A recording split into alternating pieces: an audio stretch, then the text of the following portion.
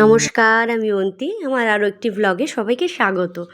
আজ সোমবার, আজকে ডিউটি আছে বলে সকাল সকাল উঠেছি। আর এদিক দিয়ে হচ্ছে আজকে আমাদের একাদশী, সেই কারণে সকাল সকাল আরও ওঠা, কারণ আজকে অনেক রকমের রান্না হবে। যদিও খুব একটা জোরদার কিছু না, তারপরেও অনেক কিছুই আর কি টুকটুক করে হবে। কারণ বয়স অফিস যাবে, অফিসে কিছু একরকম নেবে, খাবে একরকম, এসে খাবে একরকম, আমি খাবো, ছেলে খাবে, এক একজনের এক এক রকম খাবার। সেই কারণে আজকে একদম যেন আরও বেশি তাড়া। আর আগের দিন সব কিছু আমি গুছিয়ে রেখেছিলাম।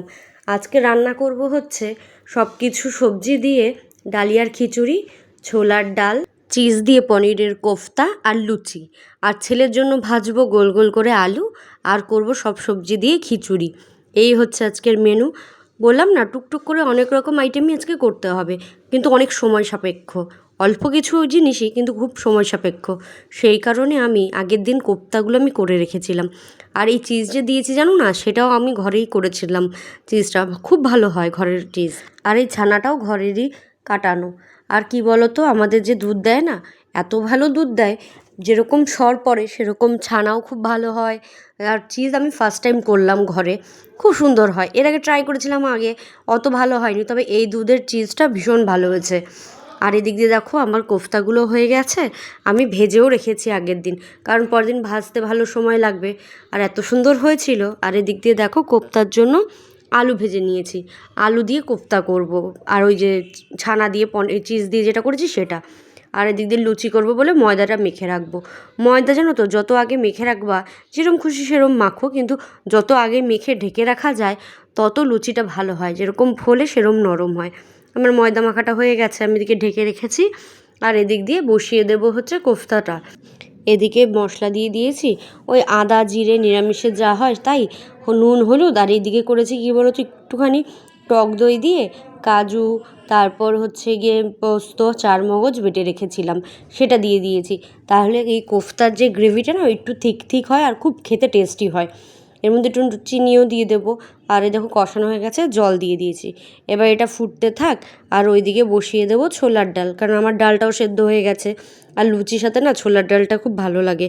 আমি ছোলার ডালে হিং দিই, তবে আজকে ছোলার ডালে হিং দিইনি, তার কারণ বর না হোমিওপ্যাথি ওষুধ খাচ্ছে, ওর হিং খাওয়া বারণ, সেই কারণে দিইনি।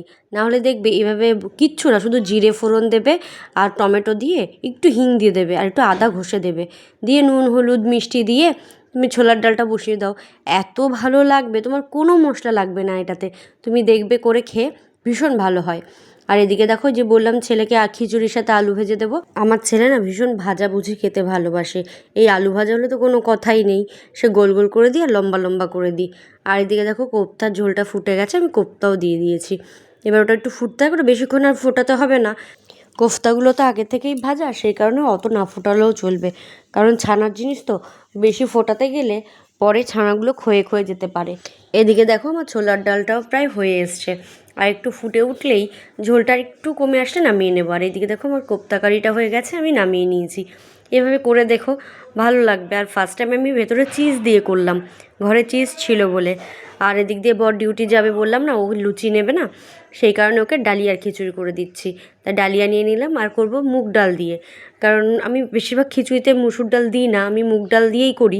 আর আজকে তো নিরামিষ একাদশী, আজকে কোনো কথাই নেই, আজকে মুগের ডালই দিতে হবে। তা সেটা ধুয়ে নিচ্ছি। আমি প্রেশারেই করব খিচুড়ি, সব সবজিটাকে ভেজে নিয়ে আর ওই ডালিয়ার মুগ ডাল দিয়ে একটা খিচুড়ি করে নেব। আর আমার না খুব অভ্যেস জানো, হাত ধুলে বারবার এই মোছা বা গ্যাসের ওপরে এই ডাল সিটি দিলে না চারিদিক ছিটে যায়। ও যতক্ষণ না মুছবো নিজের যেন কেমন লাগে। আর এদিকে দেখো জিরে ফোড়ন দিয়ে নিলাম। এবার হচ্ছে সবজিটা দিয়ে দেবো। সবজিটা হালকা একটু ভাজবো নুন হলুদ দিয়ে। ভাজা হয়ে গেলেই ওই ডালিয়া আর ডালটা একসাথে দিয়ে দেবো। তারপর জল দিয়ে ওটা একটা সিটি, আর কিচ্ছু দেবো না। আর আমি নিজের মতন খেতে গেলে একটু চিনি টিনি দিই, আর বর যেহেতু চিনি খেতে চায় না তাই দিইনি। আর ওইদিকে গ্যাসটা ফাঁকা আছে বলে ছেলের জন্য আলু ভাজতেও বসিয়ে দিয়েছি। আর ওই যে ওইদিকে হতে থাক, আর এদিকে মোছামাছি করে নিই, নাহলে তো হবে না। আর আজকে কী করবো বলো তো, প্রত্যেকটা কোটো যেগুলো যেগুলো ফাঁকা হয়েছে মশলার, সেগুলো ধুয়ে দেবো, কারণ আবার নতুন করে মাসের মাল আসবে, সেইগুলো পরিষ্কার কোটোতে রাখা যায়। নাহলে কি বলো তো, একে তো রাস্তার ধুলো আসে প্রচুর পরিমাণে, তারপরেই যে রান্নার তেল ছেটে এই সব মিলে না কেমন একটা হয়ে যায়। যতই রোজ পরিষ্কার করি না কেন, ততই যেন এগুলো কেমন আঠা আঠা হয়ে যায়। সেই কারণে মাসের যখন নতুন করে সব কিছু আমি ঢালি বা সব কিছু গোছাই, তার আগে আমি কৌটোগুলোকে ধুয়ে শুকিয়ে তারপর আবার ইউজ করি। এতে কি হয় বলো তো, একেবারে নোংরাও খুব হয়ে যায় না, আর পরে এগুলো এত তেল তেল জমে যায়, এগুলো পরিষ্কার করতে কষ্টও হয়। আর যেহেতু প্রতি মাসেরটা মাসে করে ফেলি, তাই অতটা কষ্ট হয় না। আর এদিক দিয়ে দেখো, বরের জন্য টিফিন প্যাক করতে গিয়ে শুনি বর আজকে ডিউটিই নাকি যাবে না। তা সেটা যদি আমাকে একটু আগে বলতো, তাহলে আমি এত তাড়াহুড়ো করে কাজ করতাম না, আস্তে ধীরে কাজ করতাম, বা অত সকাল সকালেও উঠতাম না। আর ভয় কাজ করে টিফিন দিতে পারবো কি পারবো না। দিক দিয়ে দেখো, তেলের শিশিগুলোর মধ্যে গরম জল, খাওয়ার সোডা আর হচ্ছে গিয়ে একটু সার্ফ দিয়ে গরম জল দিয়ে ভিজিয়ে রাখছি, যাতে এই তেল কাজটাটা উঠে যায়। আর দিক দিয়ে বাসন কটা মেজে নিচ্ছি। আর এভাবে জানো তো, এই কাঁচের শিশি বলো, প্লাস্টিকের গরম জলটা খুব ডাইরেক্ট দেওয়া যায় না, একটু ঠান্ডা জল মিশিয়ে নিয়েছি। তবে কাঁচের শিশি যেগুলো না, সেগুলোতে এভাবে পরিষ্কার করে দেখো, খুব সুন্দর পরিষ্কার হয়। চলো আজকে তোমাদের কিছু কমেন্ট পড়ি। আগের ভিডিওতে কমেন্ট করেছে সাকিনারা, আমারও 2 ছেলে তরমুজ খেতে খুবই পছন্দ করে, আপনার ছেলের মতন। হ্যাঁ গো, আমার ছেলেও ভীষণ তরমুজ খেতে ভালোবাসে, আর তোমার 2 ছেলেকে আমার অনেক অনেক আদর আর অনেক ভালোবাসা।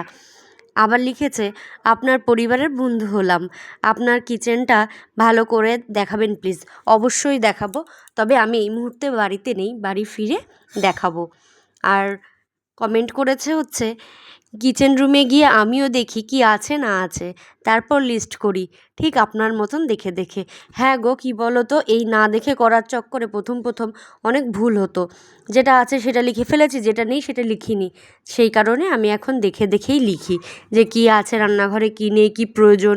অনেক সময় হয় না যে নেই, কিন্তু সেটার পরে প্রয়োজন নেই, লেখারও কোনো দরকার নেই। সেই কারণে দেখে দেখেই লিখি। তোমাকে অনেক স্বাগত আমার পরিবারে, তুমি আমার বন্ধু হলে। তোমাকে অনেক অনেক ধন্যবাদ, তুমি কমেন্ট করেছো। এরপরে যেহেতু পরিবারের বন্ধু হলে, আর আপনি করে নয়, এরপরে যদি কখনো কমেন্ট করো, তুমি করে।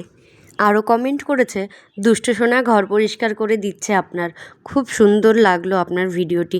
জানো তো, আরও ছোট যখন, ও তখন 1 পা 2 পা হাঁটে, তখন থেকে ও ঝাঁটা নিয়ে একটা ঝাঁটা না, 2টো ঝাঁটা নিয়ে হাতে নিয়ে হাঁটতে পারে না, এখান দিয়ে ও ঘর ঝাঁট দেয়। ওই ভিডিওটা আছে আমার কাছে, তখন আমি ব্লগ করি না। তবে যদি চাও কখনো দেখতে, আমাকে বলো, আমি সেই ভিডিওটা পোস্ট করব। আর এদিক দিয়ে দেখো, আমি লুচি করেছিলাম, আর ওই দুষ্টু লুকিয়ে লুকিয়ে সেখান থেকে লুচি নিয়ে এসছে। ওকে দিই না খুব সহজে এই জিনিস। আর দেখো, এখন দেখা হচ্ছে সন্ধেবেলায়। ওই যে কোটোগুলো ধুয়ে রেখেছি, সেগুলো তো ঠিকঠাক করে গোছাতে হবে। এদিকে চা বসিয়েছি, দেখি চা পাতাটাও শেষ, তাই যেখানে আমার মাসের জিনিসপত্র থাকে সেখান থেকে নামিয়ে নিলাম। আর সকালে যে কোটোগুলো ধুয়ে দিয়েছি, সেগুলো এখন সব মুছে নিয়ে জায়গা মতন রেখে দেবো। আর যেগুলোর মধ্যে জিনিস ছিল নামিয়ে পরিষ্কার করেছি অল্প অল্প, সেগুলো সেই জায়গায় ঢেলে নেব। ঢেলে নিয়ে সেগুলো সেই জায়গায় গুছিয়ে রাখবো। আগে জানো তো, মাকে খুব বলতাম, কী করো সারাদিন এত কাজ, যখনই দেখি তখনই খালি কাজ করো। এখন যখন নিজের হয়েছে, তখন বুঝি যে কী কাজ করতে হয়। ঠিক আছে, আজ তবে এইটুকুই থাক। ভালো থেকো, সুস্থ থেকো, দেখা হবে অন্য কোনো ভিডিওতে।